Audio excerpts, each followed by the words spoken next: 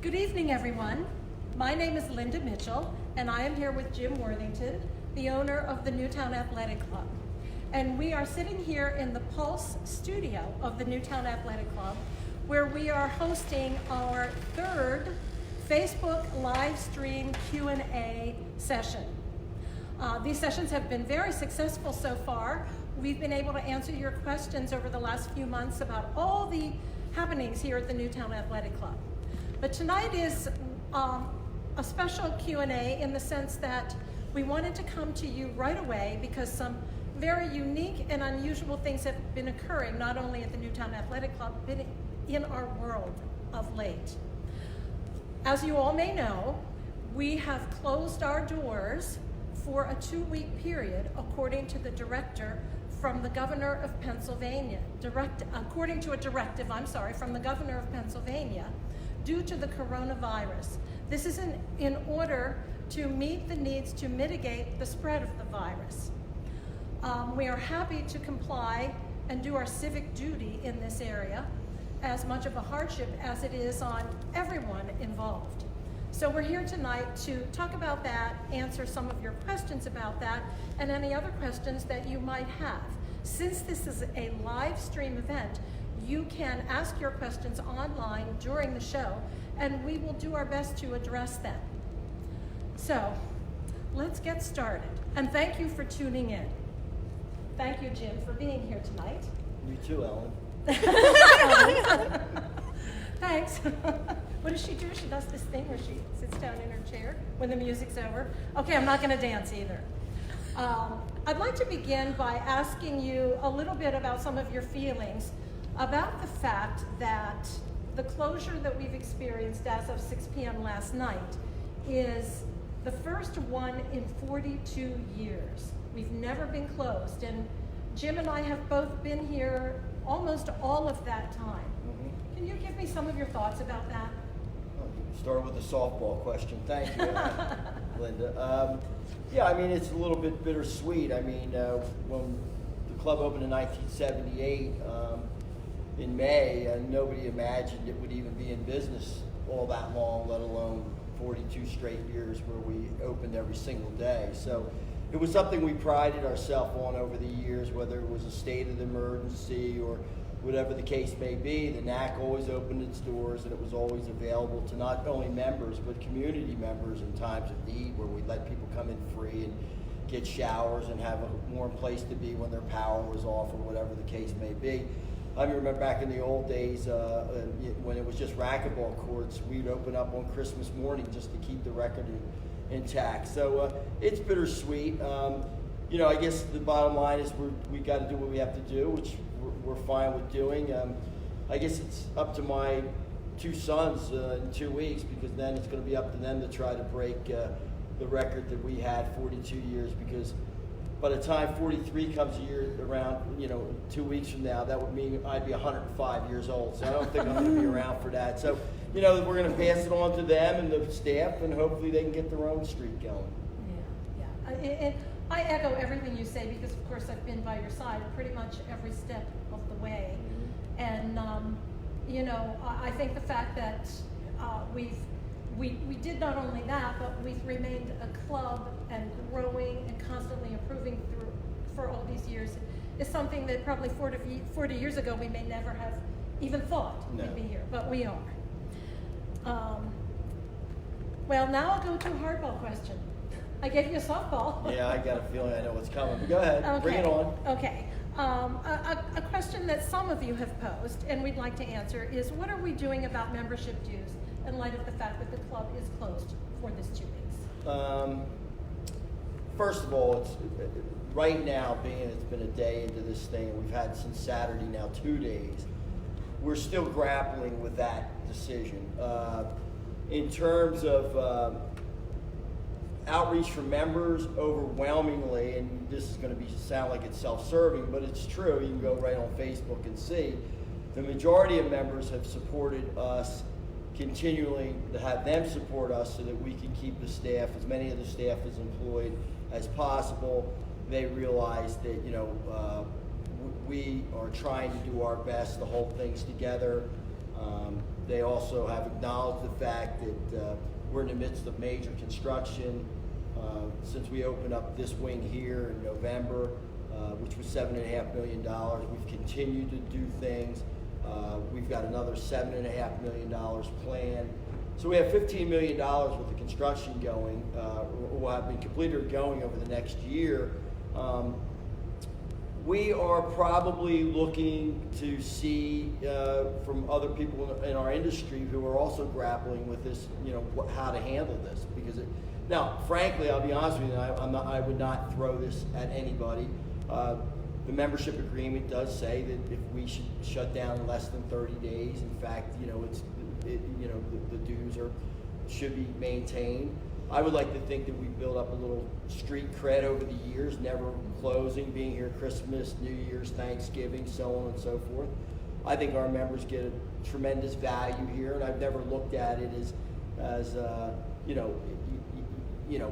when you pay for a month, there's a certain fee, and then you're here X amount of times. I think it's an average. We've averaged it out over the years, so it's not really a monthly fee, but it's an average of what you would pay over the course of the year. It's tough. I mean, it's really tough. I can tell you this, no matter what we decide to do, if there are people in financial need, which we enacted in 2000, you and I, the Financial Assistance Program, we will help those members. We've had probably close to 1,000 members that already come either free of charge or pay limited amounts of money. So, we've always been through our foundation, and this we do on our own, not through our foundation. We're going to help as many people as possible. And that goes for our employees. I mean, we can't maintain a staff of 450 people, which is what we have. But we've made it clear to our staff, the ones that we can't continue to pay, that are part-time, maybe 5 hours a week, 10 hours a week. If any folks here have an issue, our employees, with that, they would come to me on a personal basis, and we'll do what we've done forever, which is to figure out a way to loan them money and help them through their times. I can tell you right now, there's probably 40 employees right now that we're helping out right now before this coronavirus scare. So, I mean, we're going to take our breath and figure it out over the next couple, 3 days. But I'm kind of anxious to see what the response is after tonight in terms of what people think. If you just saw the pictures online today, we typically have 5 people on our facility staff. Today, we asked a number of employees that were hourly and personal trainers and so forth if they wanted to come in and today, to help us. And today we had 30 people painting the building, landscaping, fixing things. So I think when the members come back in 2 weeks, God willing, we're open, they're going to see some major changes. And in fact, and I'm going on here, but I think it's important. We have asked our general contractor, Milex Corporation, Mike DeMeo, who's our builder, to accelerate the things he has going on now, like the bathrooms that are around the corner here for the women, the 4 bathrooms by poles, the new entrance, the finishing the outside wall outside the locker room, getting started on the new studios that will be replacing the Studio 1, 2, and the spin room. So we're accelerating all that, and we hope when people, and in hopes that the bathrooms and the new entrance will be open when the people come back in a couple of weeks. And of course, all the other things we've got to do. We're not, look, we had everybody here today working hard to try to get this place as best we can. So it's not like these dues that people pay. And one last point I think it's important too.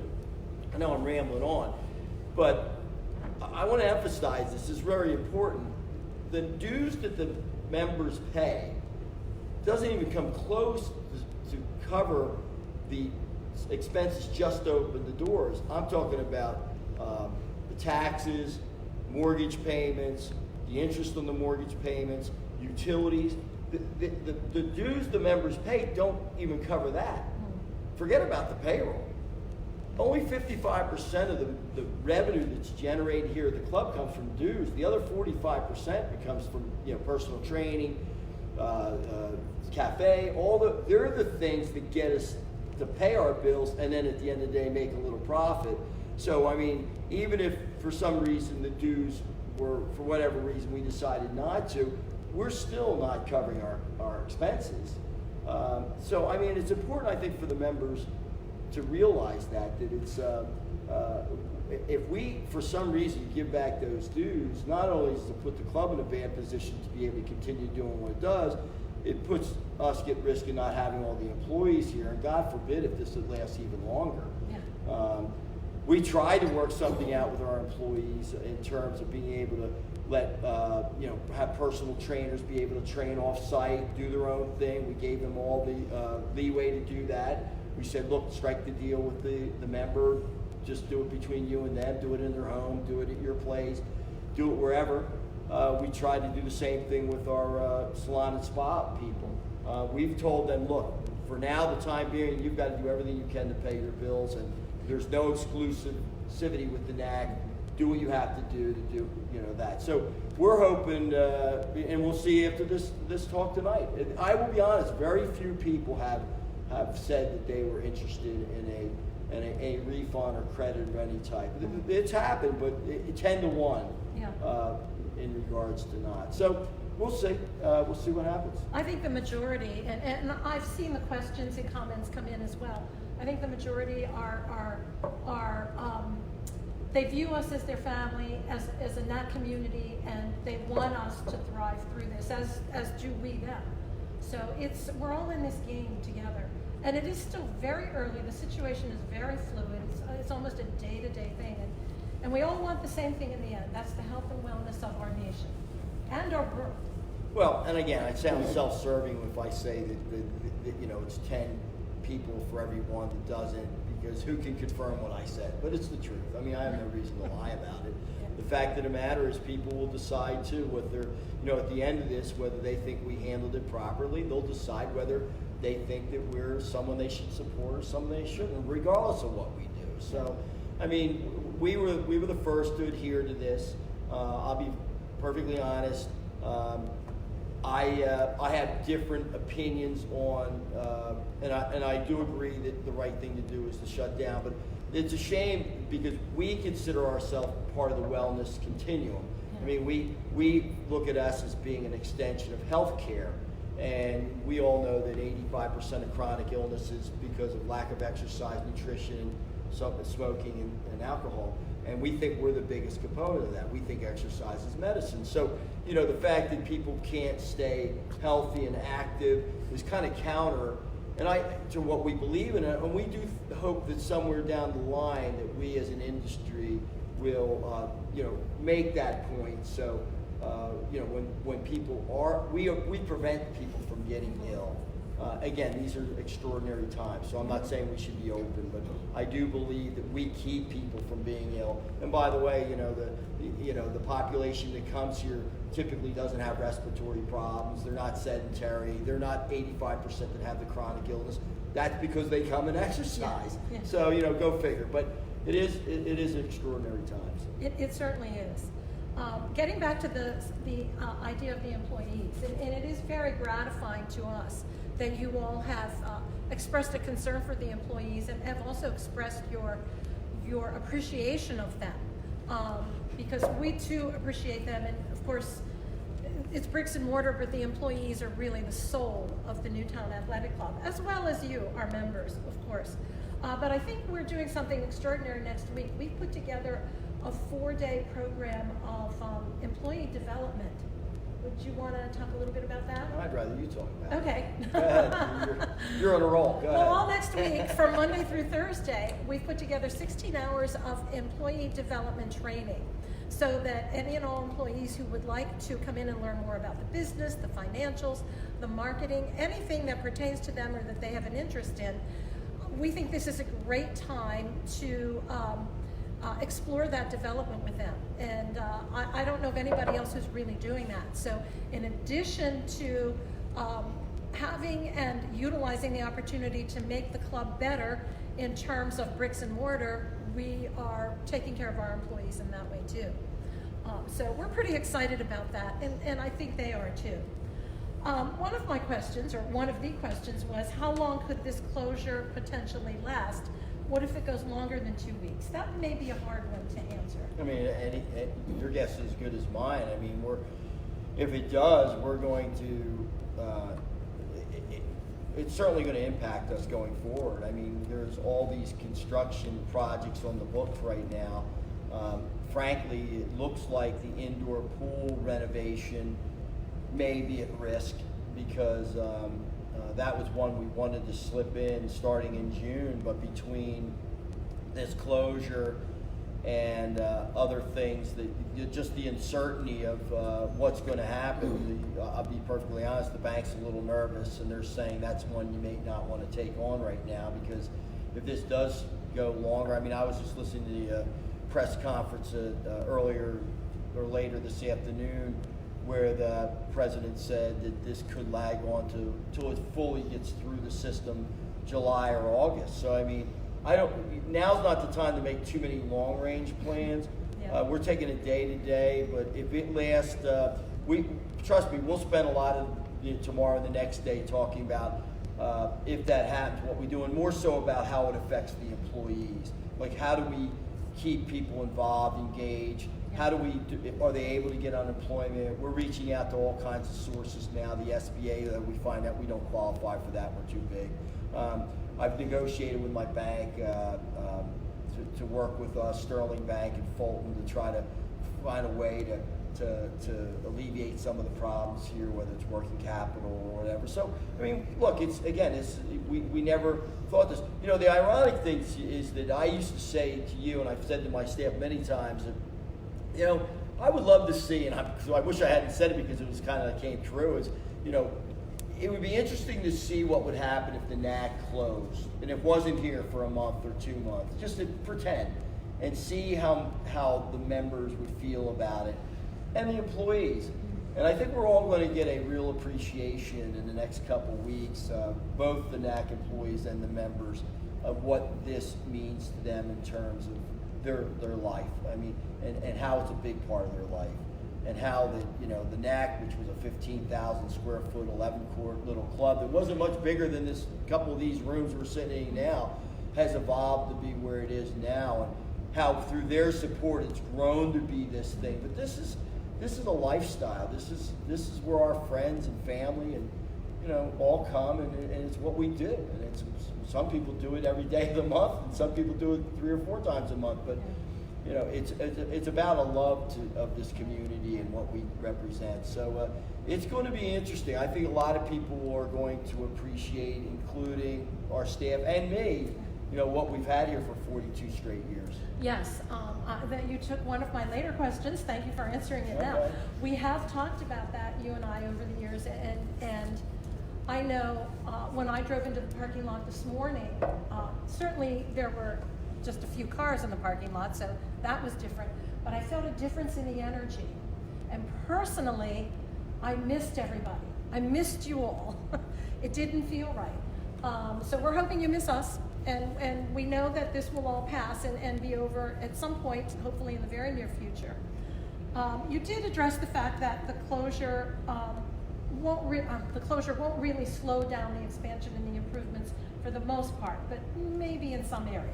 Yeah, I mean, the pool was thrown on about a month and a half ago when I realized I might be able to slip it in during June, July, and August, because our architect got the plans done and we were able to make it as part of that European spa that we're going to do at the end of the men's locker room and in between the men's and women's locker room.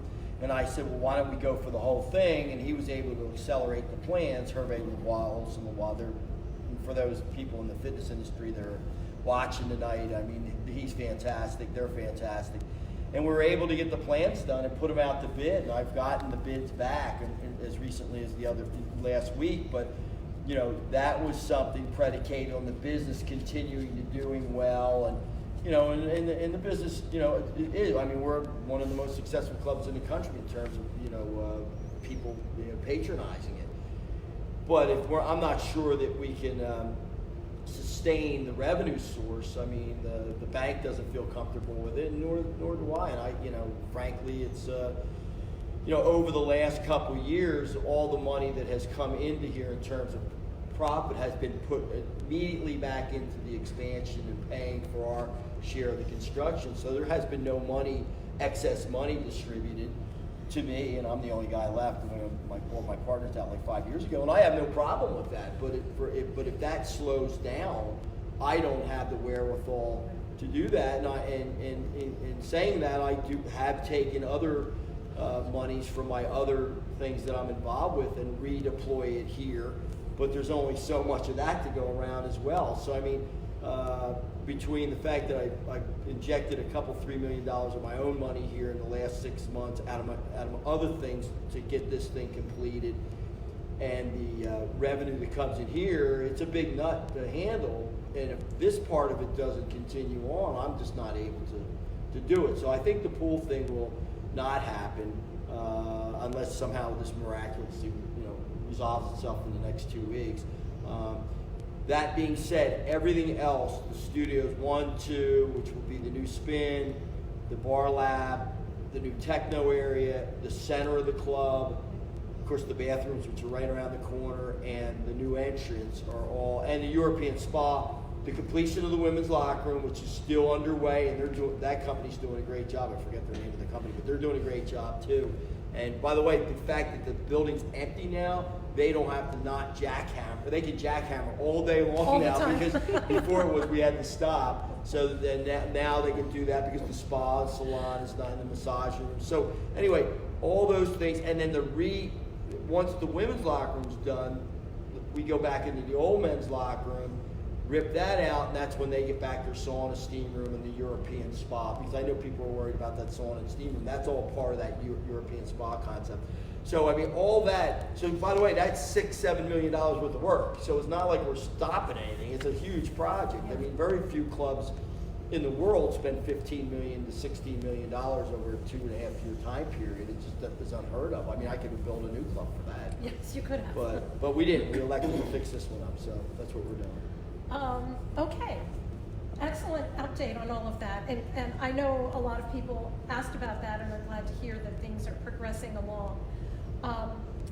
We did a lot of promoting of our new live streaming of classes, which is something that the timing actually couldn't be better. Yeah. We had this in the works already, and all of this has happened, and now we're kind of ready to go with it. Do you want to talk about it a little? I mean, this was all part of this vision of the Pulse, and in the yoga student, brand new yoga studio and all that. The idea was that we wanted to be able to give our members the opportunity when they weren't here to remotely do these classes from home, or when they traveled or vacation and so on and so forth. So we had hoped to have it done in November or October when we had it opened, but our director, Aaron Lotto, who's phenomenal, had a baby, and it kind of life gets, things happen. So she had a baby. She was out. Baby number 4. So she was out on maternity leave for like 3 months, and then when she came back, she was overwhelmed because she had to jump into, something that was already existing, and getting that under control. And frankly, this thing wasn't even supposed to be done for another couple weeks, but when we saw this was happening, we accelerated it. And I know they had some problems yesterday with it, and I know they're ironing out the kinks, but look, we're doing it, we're live streaming these classes.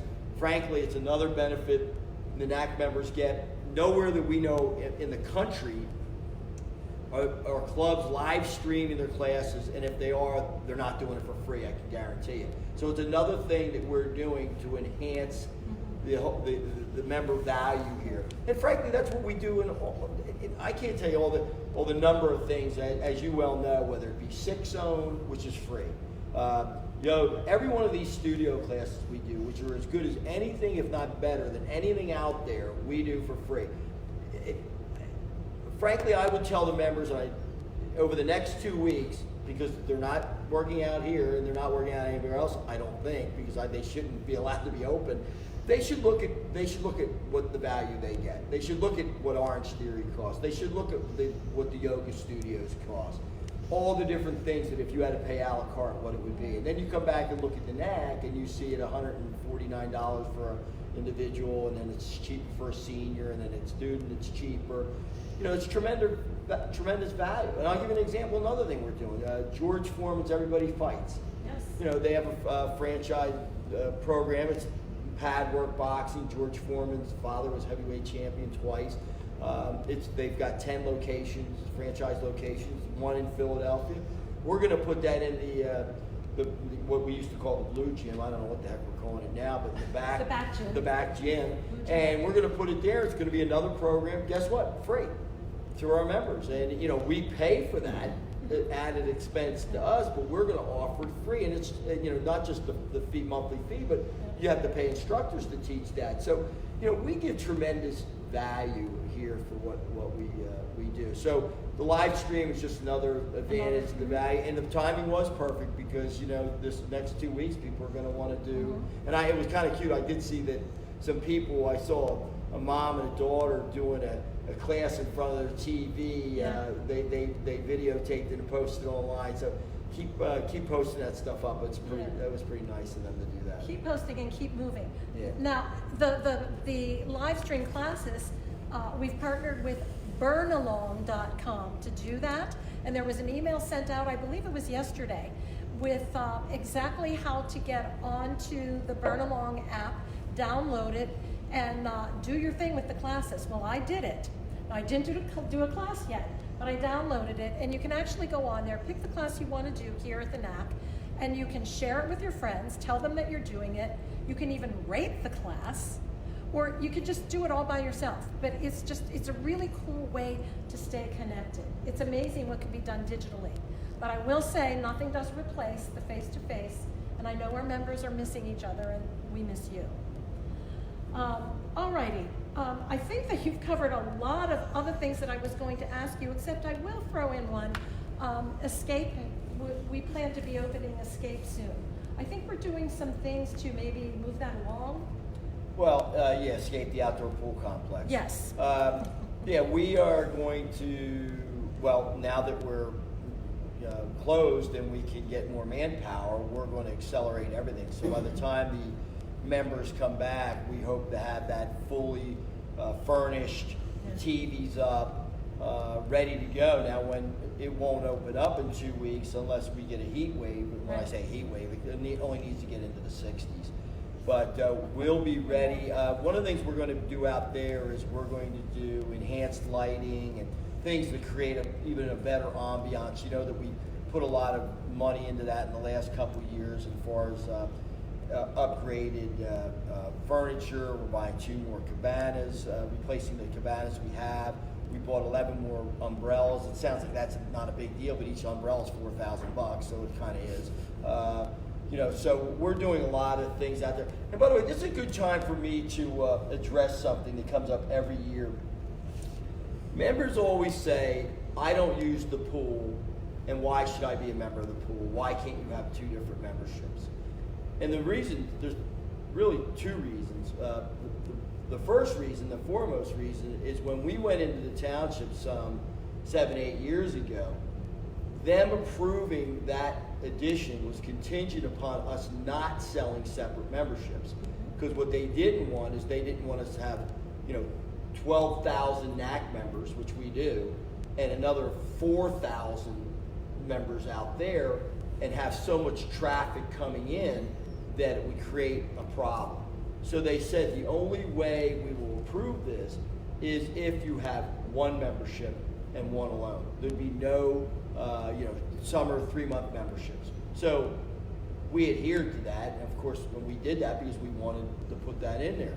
Now, I'm not going to lie to you, we preferred that anyway, but even if we wanted to, and we thought about that, but we thought about doing it 1 membership, but the bottom line was we weren't allowed to do it anyway, so it took that thought out of that. So when people say, well, I paid for that and I don't want that, well, you can almost say about that about any situation. There are people that join here that just use that in the summer and use nothing else in the club. Likewise, there's people that swim in the pool, indoor, never do anything else. There's people that come to this classroom here at Pulse, never do anything other than this. So that's a lot of your members to do that. But this thing about, why am I paying for everything else? Well, first of all, you couldn't keep people from going everywhere else because everything's connected. And 2, that some of the places that people don't understand the most why there's not a separate membership are the most expensive parts of the club. Like, for instance, if I had an indoor pool swimming membership only, that would be by far the most expensive membership in the club. It'd probably be $250, $300 a month just to swim. The rest of the club offsets the operating costs of that indoor pool and the 400 people that use it. In fact, frankly, the group exit people, which are the most rabid people here, and a large part of our membership. I mean, we're sitting in a room right here, you can get 80 people in it at one time. Well, if you multiply 80 times what they pay, you can see that's the most beneficial part of the membership to our club is that group of people, because there's 80 people in a space that's 3,000 square feet. Where if you go down to the swimming pool, you've got 11,000 square feet, you might have 15. Yeah. So never, because they don't make sense. Not in this area. Well, nowhere. 30 years. Yeah, nowhere. And by the way, and so you can say the same about an indoor basketball court. Show me anywhere where somebody's building a standalone indoor basketball court. Why? You don't do it because it can't make financial sense. So I think, no offense to the swimming people, we love them, we're happy for them, but the same reason why we have to do kids swim lessons, because we got to find ways to bring revenue that offset that behemoth operating expense. And one last point about the indoor pool, and I'm not trying to pick on them, I'm just using an example. The rooftop unit that should last 15 years just went down 2 weeks ago, and it's on its last legs after 8 years. Ooh. That's a $300,000 conditioning unit that we have to do just for that area. A typical AC unit up on the top of, say, here is $15,000. So it's a very expensive area to operate. Yeah. So I just wanted to give a little feedback on how this stuff works. Yeah. No, I think that's the thing that a lot of people don't really understand. As we're going to close, and I've worked with you for 40 years almost, I respect your thoughts on many, many things, but I'd just like to maybe put you on the spot a little and ask you about your thoughts on the coronavirus and its impact on the nation and the world and where we fit in. Well, that's pretty controversial. I have enough problems with my controversy these days. Look, I mean, I'm a statistics guy, and I do believe it's a problem, and I do believe that we have to take it serious. And I have no problem with shutting down the club for a couple weeks, and if it has to be extended a little bit more for the good of everybody, but I'm not going to lie to you. I mean, I look at the CDC statistics. I see that I think it was 30 to 50 million people in the last year will have gotten the flu, which is a huge number. I think it was 60,000 people will die from the flu. The numbers for corona is much less than that. I do believe it hits a certain population, which tends to be older, have respiratory problems, so on and so forth. I mean, I don't get to make these decisions. Would it make sense to maybe have talked about isolating people that were older and making sure people that were family younger than them didn't go to visit? I mean, look, but that's Monday morning quarterbacking. At the end of the day, people smarter than me have figured out what they want to do, and it really doesn't matter what I think. I mean, frankly, in this situation, what matters is we do our civic duty, we step up and do the right thing. No matter who's making the decision, and I'm on the President's Council. Jerome, the Surgeon General. I know. Adams. I know. I mean, these are people that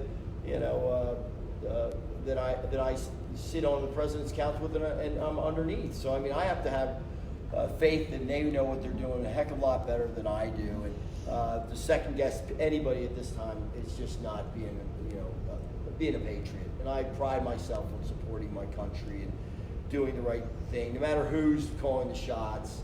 I mean, I will be honest with you. I was glad to hear that the Mayor Kenny decided today, I think, to shut down the restaurants and stuff down in Philadelphia. I thought that was a good move. I didn't think it made sense to have the outer core counties shut down and not have Philadelphia. But again, this is all a learning process for everybody, and they've they've come to, I think, the right decision. So it's all good.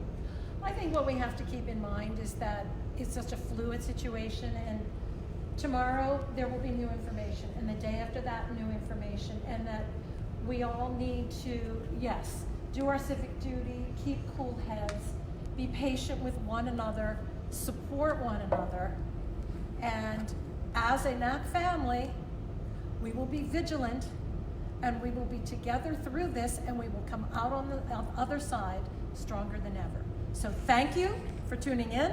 Thank you, Jim, and we will see you soon.